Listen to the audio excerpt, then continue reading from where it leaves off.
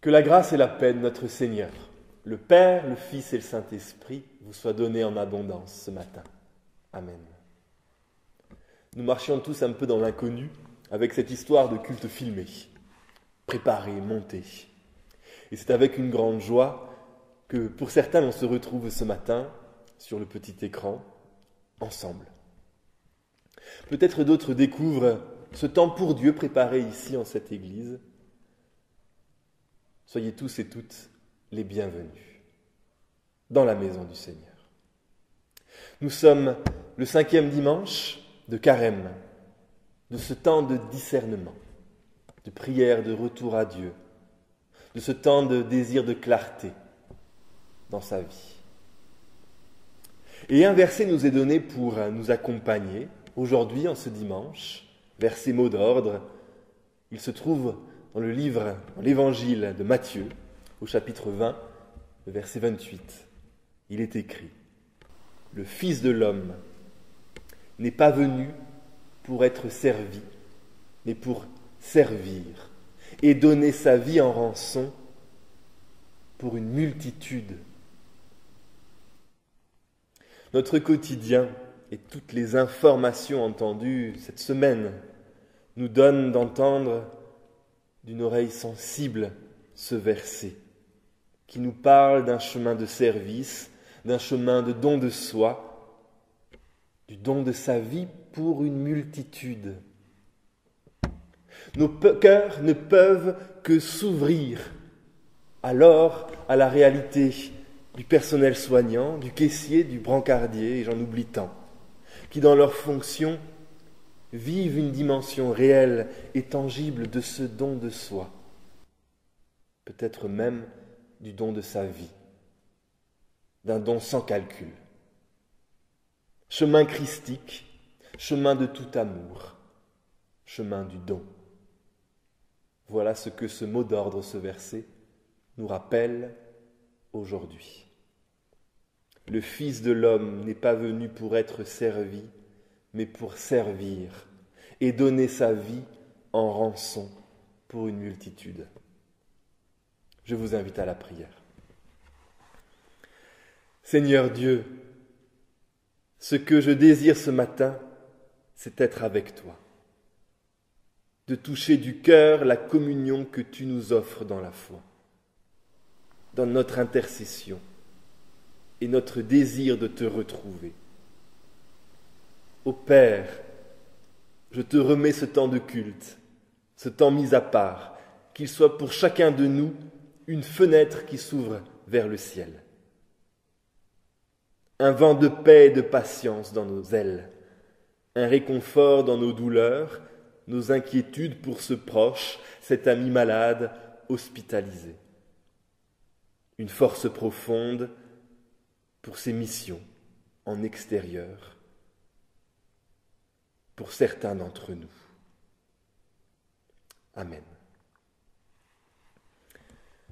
Chers amis, ce matin, les temps de partage, de prière que vous allez pouvoir voir sous vos yeux sont portés par une équipe au visage un peu plus intergénérationnel que la semaine passée. En effet, Yvette, Elisabeth, Benoît, Théophile ou encore Christophe nous ont rejoints pour l'animation de ce culte. Unissons-nous dans la prière. Seigneur, ce matin nous voulons te demander pardon pour cette humanité qui va si mal. Notre humanité est malade, malade du manque de toi, malade car nous nous sommes tournés vers d'autres dieux, argent, domination, autosuffisance. Seigneur, c'est à genoux que nous te demandons pardon. Pardon de t'avoir expulsé de nos vies, toi qui peux tant donner, toi qui peux tout. Notre humanité est malade, elle est aveugle, aveuglée. Nous détournons nos regards de la pauvreté, de ce qui dérange. Nous nous enfermons dans nos traditions, nos certitudes, dans nos trop-pleins. Seigneur Jésus, nous te demandons pardon. Pardon pour notre aveuglement, toi le médecin qui nous regarde avec compassion.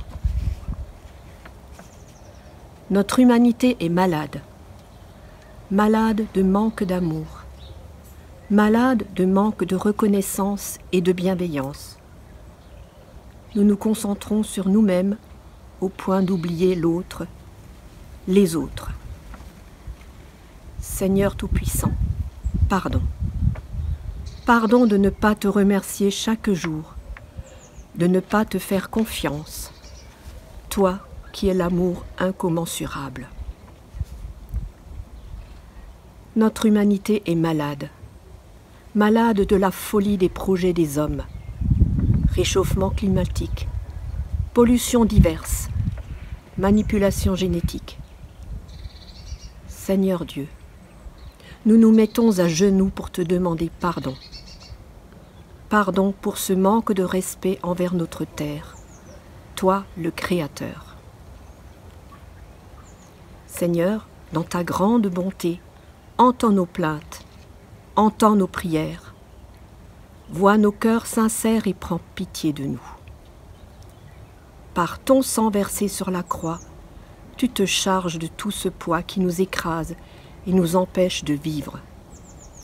Mets-nous debout, en route pour porter ton amour et ta paix au monde.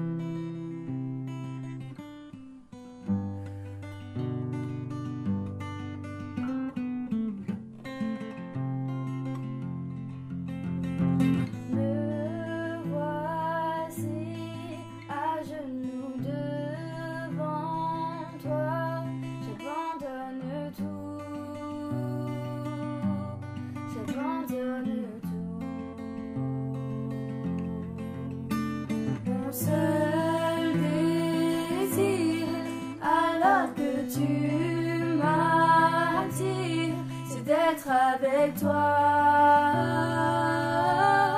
être avec toi. Je m'abandonne.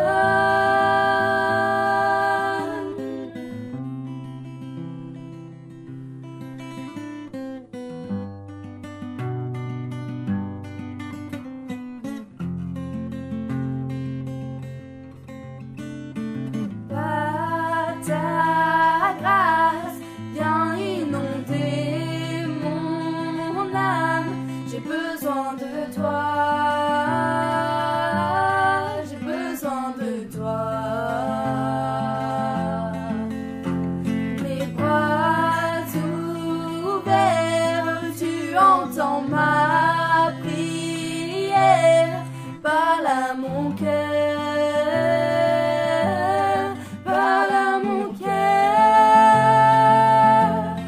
Je m'abandonne.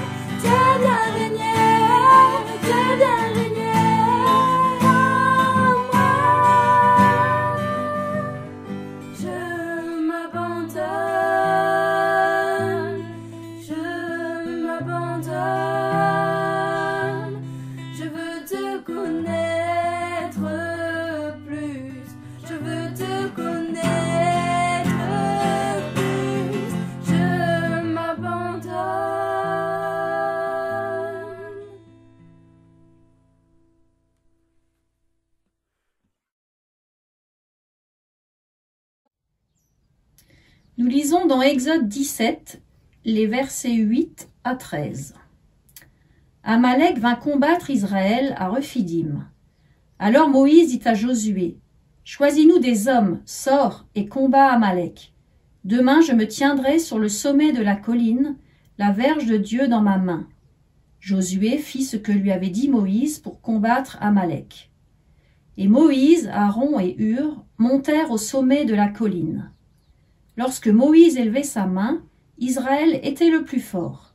Et lorsqu'il baissait sa main, Amalek était le plus fort. Les mains de Moïse étant fatiguées, ils prirent une pierre qu'ils placèrent sous lui et il s'assit dessus. Aaron et Hur soutenaient ses mains, l'un d'un côté, l'autre de l'autre, et ses mains restèrent fermes jusqu'au coucher du soleil. Et Josué vainquit Amalek et son peuple. Lorsque Moïse élevait sa main, Israël était le plus fort. Il y a dans ce récit que nous venons d'entendre toute la question, tout l'enjeu du soutien. Des hommes, ici, courageux, choisis, sont envoyés en première ligne au front. Je ne peux que penser à toutes celles et tous ceux qui aujourd'hui sont appelés à œuvrer, sont envoyés auprès des personnes malades, mourantes, atteintes, et qui agissent concrètement, chaque jour. Je pense également à toutes celles et tous ceux qui permettent à notre fonctionnement en société de continuer, de pouvoir se nourrir, avoir de l'eau, de l'électricité, et j'en passe. Tous ceux qui permettent à la globalité de la population de pouvoir rester protégés chez eux en œuvrant à l'extérieur. Dans ce récit du désert, récit de combat, l'on ressent également l'importance d'un autre rôle, le rôle d'intercession. Moïse, en levant les bras vers le ciel, Moïse intercède dans son cœur, Moïse rend grâce à Dieu sans nul doute. Il est dit dans le texte que quand Moïse abaisse ses bras, l'ennemi prend le dessus. Et quand Moïse relève ses bras, son bras, Israël prend le dessus. La mission de Moïse est fondamentale, donc. La mission de Moïse, spirituellement, physiquement, seul, il ne peut la tenir. Toute la beauté de ce texte, c'est d'entendre, c'est de lire qu'il est soutenu dans ce rôle, dans cette mission, dans sa mission. C'est tout l'enjeu de ces vidéos, de toute une équipe qui télétravaille, chacun chez soi, pour apporter une pierre à l'édifice et vous permettre d'entendre quelques mots. C'est de pouvoir nous soutenir les uns les autres.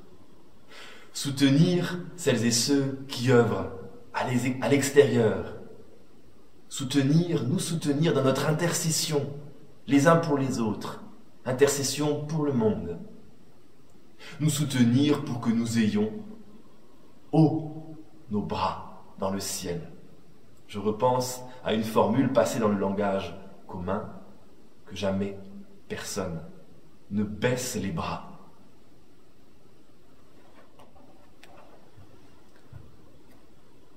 Aussi, ce matin, j'aimerais vous parler de deux autres cheminements de confinés. Je vous ai parlé la semaine passée de Jonas et de ce passage dans le ventre de la baleine. Ce matin, j'ai à cœur de vous parler de Paul et de Luther. Deux autres figures marquantes qui ont connu, dans leur vie, un temps de confinement. Commençons par Paul, et je vous lis pour cela l'épître aux Philippiens. Chapitre 1, verset 7b au verset 11. Je vous porte dans mon cœur, et dans ma condition de prisonnier, comme dans la défense et la confirmation de la bonne nouvelle, vous avez tous part à la même grâce que moi. Dieu m'est témoin, en effet, que j'ai une vive affection pour vous tous, la tendresse même de Jésus-Christ. Ce que je demande dans mes prières, c'est que votre amour abonde de plus en plus en connaissance et en vraie sensibilité, qu'ainsi vous sachiez discerner ce qui est important, afin que vous soyez sincères et irréprochables pour le jour du Christ, et que vous soyez remplis du fruit de justice qui vient par Jésus-Christ, à la gloire et à la louange de Dieu. Dans ce récit en Philippiens, Paul est emprisonné avec les conditions romaines. Manger, boire, lire, écrire, être soigné, toute aide venait de l'extérieur. Paul ne pouvait compter que de ses frères et sœurs en extérieur, que de leur soutien, de cette aide. Et c'est dans ces conditions-là, des conditions difficiles, qui nous feraient plonger tous et tous dans un grand marasme, que Paul, lui, va exprimer avec tellement de sincérité, tellement de force, qui transmet de ce texte la tendresse du Père, la tendresse de Jésus-Christ même. Il aura ce souci pour la communauté, ce souci pour l'Église, les invitant à se soutenir les uns les autres, à être corps unis, solides. Je suis tellement marqué par ce cœur débordant de Paul dans ce récit. Alors qu'il est isolé, alors qu'il devrait être à terre, Paul voit son cœur déborder de l'amour du Christ, de l'amour du Père.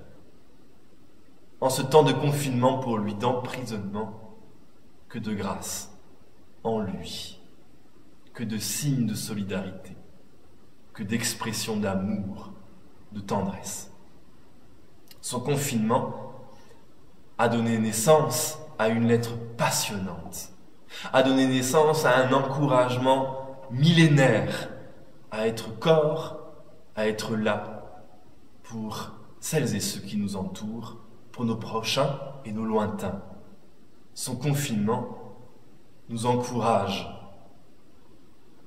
à demeurer dans l'amour du Christ, à découvrir et à approfondir l'amour du Christ. Un amour tel qui, même si nous étions emprisonnés dans la pire des prisons, ne pourrait faire tarir en nous la source de vie, Jésus-Christ. Pour finir, je pense à Martin Luther, qui de mai 1521 à mars 1522 vivra un temps de confinement. En effet, il est mis au ban de l'Empire, il est l'ennemi numéro 1 du Vatican, et il est donc recherché. Mais il sera mis à l'abri dans un château, le château de Wartburg, par un ami, le prince électeur et duc de Saxe, Frédéric le Sage. De ce temps de confinement, de ce temps reclus, Martin Luther vivra l'impensable. Il va traduire le Nouveau Testament en allemand entièrement et l'Ancien Testament en grande partie. Le Nouveau Testament va être publié de suite en 1522 et va diffuser dans toute l'Allemagne et même au-delà. Ce confinement va permettre à Martin Luther quelque part de concrétiser sa théologie, la parole, le Christ, la grâce de Dieu, accessible à tous, offert à tous. Ce cheminement de Martin Luther m'est fort parce qu'elle affine, elle me fait dire cette conviction aujourd'hui. De nos temps de confinement, de nos temps de désert, des naissances possibles, impensables, jusqu'alors, peuvent advenir. Chers frères et sœurs en Christ, que ce temps de confinement vous donne d'intercéder chaque jour, les mains haut dans le ciel. Que ce temps de confinement vous donne de soutenir les bras de celles et ceux en première ligne. Que ce temps de confinement soit pour vous un temps de grossesse, un temps d'accouchement, des trésors du cœur. Que ce temps de confinement soit pour vous un temps où vous puissiez réaliser ce qui n'a jamais été réalisé jusqu'ici, ces projets porteurs, ces signes d'amour, ces gestes, ces paroles qui peuvent changer l'histoire. Amen.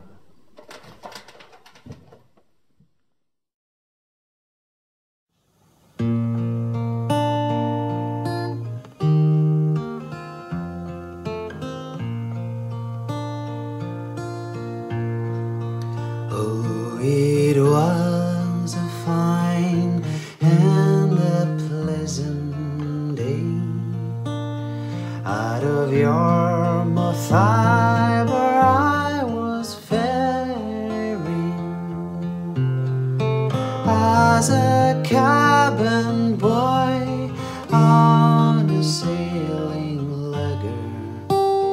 We were following the shoals of Erin.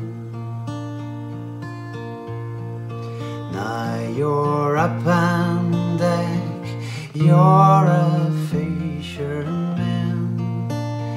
You can swear and show a manly bearing. Take you turn on a watch with the other fellows as you're hunting for the shores of Erin. Well, I run my kid and I paid my way, and I earned the gear that I was wearing. Sailed a million miles, caught a million fishes. We were hunting after shoals of Erin. Night and day the seas were daring. Come wind, oh come, oh winter gale, sweating or cold, growing up, growing old or dying, as we dream at the shores of Erin.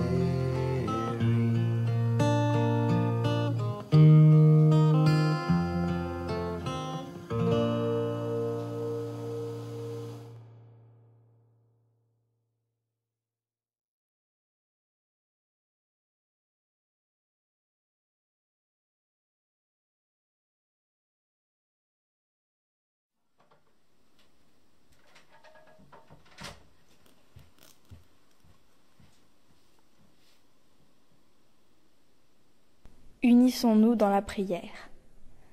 Ô toi qui nous as créés, souffle de vie, Dieu, Père, Fils et Saint-Esprit, nous, tes enfants bien-aimés, permets que nous reposions nos cœurs en ta présence. Isolés et pourtant unis, séparés et pourtant en communion, nous témoignons de ton Église, celle qui se vit au-dedans pour jaillir au-dehors sous de multiples formes qui ne se résument pas à la pierre du bâti. C'est au nom de Jésus, tour à tour marcheur et contemplatif, acteur et sujet, que nous te prions. Pour les personnes en grande solitude, dont la vie est précaire, confinée ou à la rue. Pour les personnes marginales, discriminées, écartées, qui sont encore plus isolées que d'habitude. Pour les travailleurs sociaux, qui leur viennent en aide et assument leur mission avec abnégation, pour les malades qui sont en attente d'opérations vitales, les mères qui accouchent en séjour, les nombreuses personnes en réanimation dans leur secteur ou transférées loin de chez elles, pour le personnel soignant à tous les niveaux de responsabilité. Nous te prions pour les enfants se confiner avec leurs familles ou leurs éducateurs, les enfants porteurs de handicap, les enfants orphelins, les enfants en milieu fermé. Pour les adultes en charge des enfants à besoins spécifiques, les parents séparés de leurs enfants, les parents épuisés par les besoins de leurs enfants. Nous te prions pour les familles traversant des épreuves conjugales, relationnelles, économiques et pour leurs aidants. Nous te prions pour les personnes victimes de violences conjugales et familiales, enfermées avec leurs maltraiteurs, pour les gardiennes et gardiens de la paix, police, gendarmerie, armée et personnel de la sécurité privée, pour les employés des pharmacies qui ne comptent plus leurs heures, Ô toi, source de tout en amour, révélé en ton Fils Jésus-Christ, nous te remettons à présent tout ce qui agite nos cœurs et nous ôte parfois le sommeil.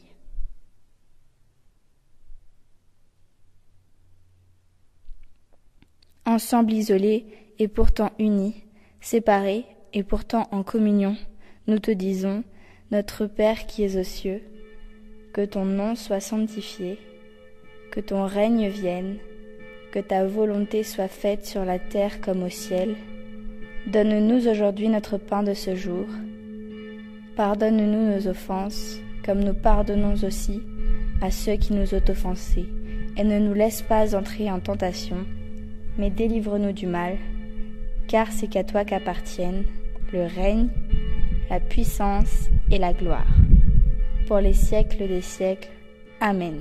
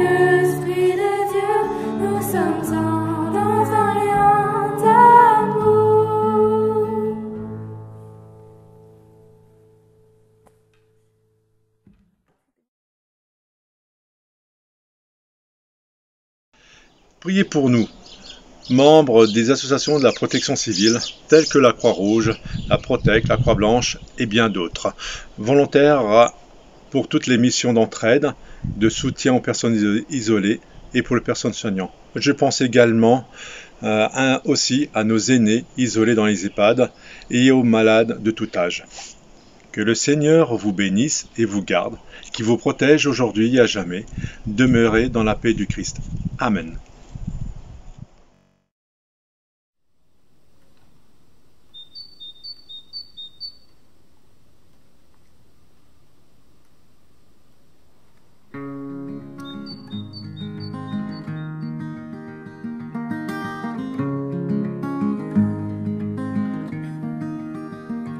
Que tu puisses profiter dans chez toi,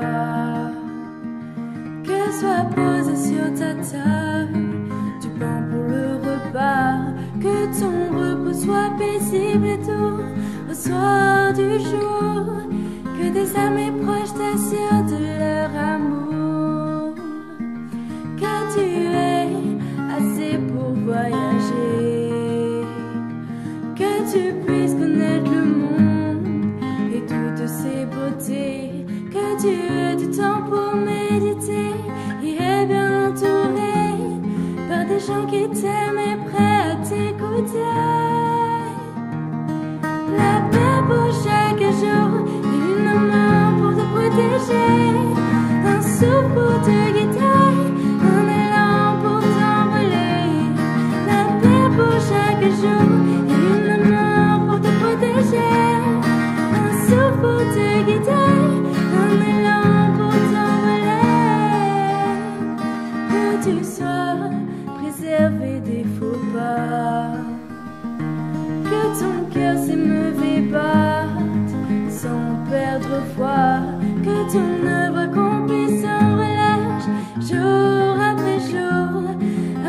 la joie, la confiance et l'amour. La paix pour chaque jour, une main pour te protéger, un souffle pour te guider, un élan pour t'envoler. La paix pour chaque jour, une main pour te protéger, un souffle pour te guider, un élan pour t'envoler. Le Seigneur te bénit et te garde, il te donne sa paix.